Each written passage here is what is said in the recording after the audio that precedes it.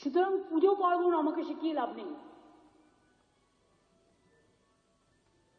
মহাকুম্ভ আমি নাইবা বললাম, ওটা এখন মৃত্যু কুম্ভ হয়ে গেছে, मृत्यु कूपेर मतो। आप सभी को राम राम। मैं दीपक कुमार आप सभी का स्वागत करता हूं दादा डायलॉग में। दोस्तों, आप सभी से निवेदन है कि वीडियो को देखिए, लाइक कीजिए, शेयर कीजिए और चैनल को सब्सक्राइब। दोस्तों, सनातन का सबसे बड़ा आयोजन इस समय सनातन विरोधियों के लिए सबसे बड़ा परेशानी बन गया है। जिस प्रकार से 2019 से पहले राम मंदिर हिंदू विरोधियों के लिए, सनातन विरोधियों के लिए सबसे बड़ा परेशानी था। राम मंदिर का नाम सुनते ही सनातन विरोधी और हिंदू विरोधी बिलबिलाने लगते थे। इस समय उनका वही स्थिति महाकुंभ को लेकर है। उत्तर प्रदेश के पावन धरा प्रयागराज में जो सनातन का सबसे बड़ा महा आयोजन चल रहा है, श्रद्धा और विश्वास का जो ये प्रतीक है, जिसका आयोजन न जाने कई 1000 वर्षों से होता हुआ आ रहा है, वह महाकुंभ इस समय सनातन विरोधियों के लिए, हिंदू विरोधियों के लिए सबसे बड़ा परेशानी का कारण बन चुका है। तब से इस महाकुंभ का आयोजन हुआ है, तभी से हिंदू विरोधियों का, सनातन विरोधियों का जो हिंदू विरोधी कुंठा है, सोच है, वह बार बार ना चाहते हुए भी लोगों के सामने आ रहा है। उनका चरित्र लोगों के सामने आ रहा है। उनका हिंदू विरोधी चरित्र लोगों के सामने बेनकाब हो रहा है। चाहे वो मल्लिकार्जुन खड़गे हो, अखिलेश यादव हो, लालू यादव हो या फिर ममता बनर्जी हो, इन सभी नेताओं का इस समय वही स्थिति है जो 2019 से पहले राम मंदिर के नाम से होता था, जय श्री राम के नाम से होता है। इस समय ये सभी लोग कुंभ का नाम सुनते ही ऐसे भड़क जाते हैं जैसे लाल कपड़े को देखकर सांड भड़कता है।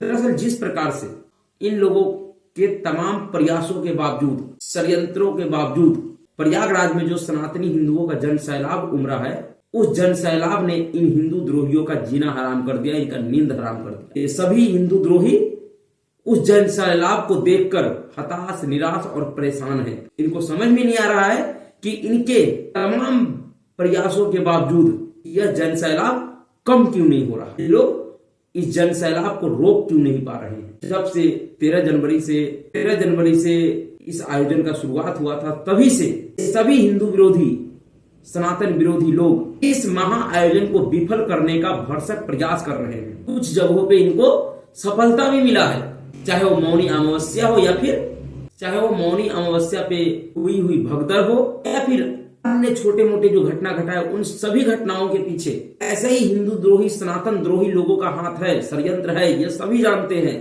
लेकिन उसके बावजूद जिस प्रकार से इस महा आयोजन को लेकर हिंदुओं के अंदर, सनातनियों के अंदर जो श्रद्धा और विश्वास है, उस श्रद्धा और विश्वास को देखकर ये हिंदू द्रोही, ये सनातन द्रोही नेता परेशान है। अब से पहले जितने भी कुंभ हुए हैं, उन सभी कुंभों में जो स्नान करने का एक उत्सुकता होता था लोगों के अंदर, वह अमृत स्नानों तक होता था। जब तक अमृत स्नान रहता था, तभी तक लोगों के अंदर उत्सुकता होता था संगम में नहाने का, स्नान करने का। लेकिन इस बार पूरा दुनिया देख रहा है किस प्रकार से सनातनी हिंदुओं ने इस महाकुंभ के महा आयोजन को और महान बना दिया है।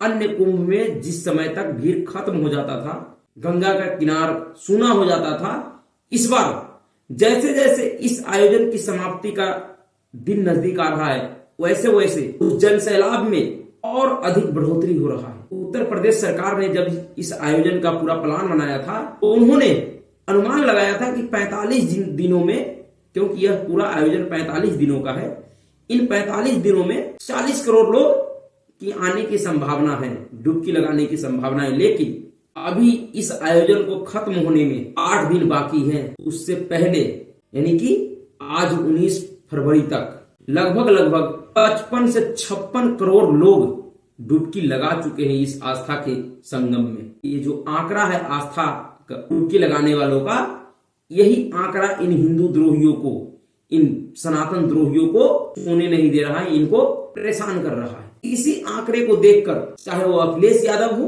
जो कहता है कि कुंभ का कोई मतलब नहीं है, कुंभ बकवास है, या फिर वह मल्लिकार्जुन खड़गे हो जो कहता है कि कुंभ में नहाने से क्या गरीबी मिट जाएगा। एक छोटे से भगदड़ में, जिसमें सरकारी आंकड़ों के हिसाब से, क्योंकि बात तो आंकड़े पे ही होगा, तो उन सरकारी आंकड़ों के हिसाब से 30 लोगों की मृत्यु हो गई थी मौनी अमावस्या पे। उस हादसे पे मल्लिकार्जुन खड़गे नेता विपक्ष होते हुए राज्यसभा में हजारों लोगों को श्रद्धांजलि दे रहे थे। यह उनके हिंदू विरोधी जो कुंठा है, मानसिकता उनके अंदर का, वह बाहर आ रहा था उस समय। उसी प्रकार से अभी 2-3 दिन पहले बिहार का पूर्व मुख्यमंत्री और सदा आपका अपराधी लालू प्रसाद ने कहा था कि कुंभ उम्भ का कोई मतलब नहीं है, कुंभ उम्भ बेकार है, बकवास है कुंभ। क्यों? क्योंकि कोई छोटी मोटी घटना हो गया है जहां पे 55-56 करोड़ लोग इकट्ठा हुए हैं, वहां पर कोई ऐसी घटना ना हो छोटी मोटी, ऐसा संभव ही नहीं है। उन घटनाओं को आधार बनाकर इतने बड़े आयोजन को यह भी बेकार बता रहा है, बकवास बता रहा है। यह उस आयोजन को बेकार और बकवास नहीं बता रहा है, बल्कि उस व्यक्ति के अंदर, लालू प्रसाद यादव के अंदर जो हिंदू विरोधी सोच है, जो हिंदू विरोधी कुंठा है, वो कुंठा बाहर आ रहा था। और उसी प्रकार के हिंदू विरोधी कुंठा का परिचय कल ममता बनर्जी ने दी है। वह ममता बनर्जी जो पिछले 15 वर्षों से पश्चिम बंगाल को, वह ममता बनर्जी जो पिछले 15 वर्षों में पश्चिम बंगाल को बांग्लादेश बना दी है। हिंदू बहुसंख्यक प्रदेश होते हुए भी कट्टरपंथी मुस्लिमों का बोलबाला है उस प्रदेश में। उसी ममता बनर्जी ने सदन में खड़े होकर, पश्चिम बंगाल विधानसभा में खड़े होकर कह रही है कि महाकुंभ मृत्यु कुंभ बन चुका है। इससे घटिया और शर्मनाक कोई बयान नहीं हो सकता है। इस बात से कोई इनकार नहीं करता है कि महाकुंभ में या महाकुंभ के इस आयोजन में जो कुछ छोटी मोटी घटनाएं हुआ है वह दुर्भाग्यपूर्ण है। इस तरीके की घटना नहीं होना चाहिए, लेकिन इन छोटी मोटी घटनाओं को आधार बनाकर आप इतने बड़े आयोजन को मृत्यु का आयोजन बता रहे हैं। एक मुख्यमंत्री सनातन के सबसे बड़े आयोजन को इस प्रकार से संबोधित कर रही है। क्या इस व्यक्ति को ये नहीं पता है कि जहां पे 55-56 करोड़ लोग इकट्ठे होंगे वहां पे ये छोटी मोटी घटनाएं नहीं हो सकता है? इतने बड़े भीड़ को मैनेज करना किसी भी इंसान के लिए संभव नहीं है, लेकिन फिर भी उत्तर प्रदेश के मुख्यमंत्री योगी आदित्यनाथ ने करके दिखाया है। लेकिन वह सब इन हिंदू द्रोहियों को, सनातन विरोधियों को दिखाई नहीं दे रहा है। इनको दिखाई क्या दे रहा है कि अगर कोई छोटी मोटी घटना हो गया है तो उस घटना को आधार बनाकर इस पूरे आयोजन के उपलब्धि को ही शून्य कर दो, इसे बदनाम कर दो।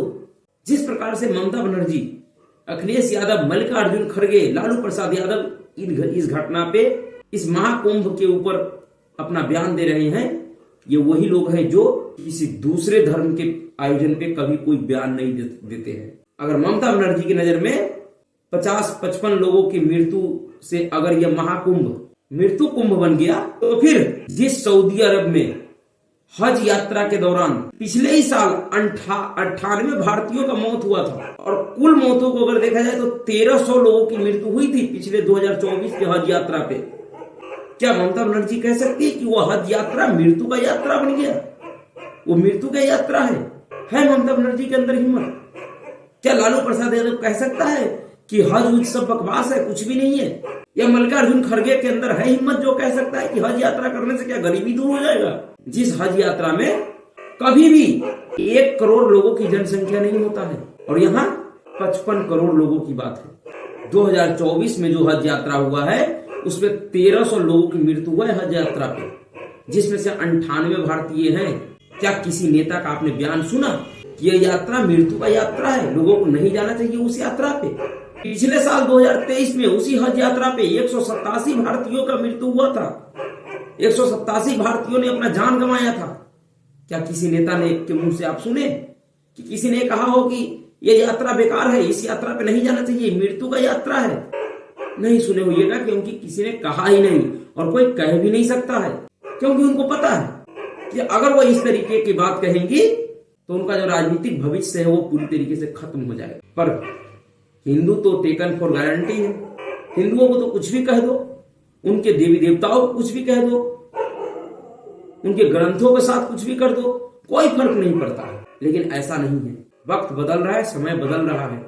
जिस प्रकार से 2014 के बाद राजनीतिक तौर पे हिंदुओं का जो चेतना जागृत हुआ है, जिस प्रकार से राजनीतिक माहौल बदला है, ऐसे बदलते परिस्थिति में अब इस प्रकार का कोई घिनौना करतूत और बयानबाजी करेगा तो उसे हिंदू कभी बर्दाश्त नहीं करेगा। ममता बनर्जी का जो ये बयान है यह शर्मनाक है, और इसका जवाब निश्चित तौर पे आने वाले विधानसभा चुनाव में पश्चिम बंगाल का हिंदू ममता बनर्जी को जरूर देगा, ऐसा मैं उम्मीद करता हूँ। क्योंकि यह बयान किसी आयोजन पर नहीं, सनातनी हिंदुओं के उस श्रद्धा और विश्वास के खिलाफ है जो इस समय देश और दुनिया देख रहा है।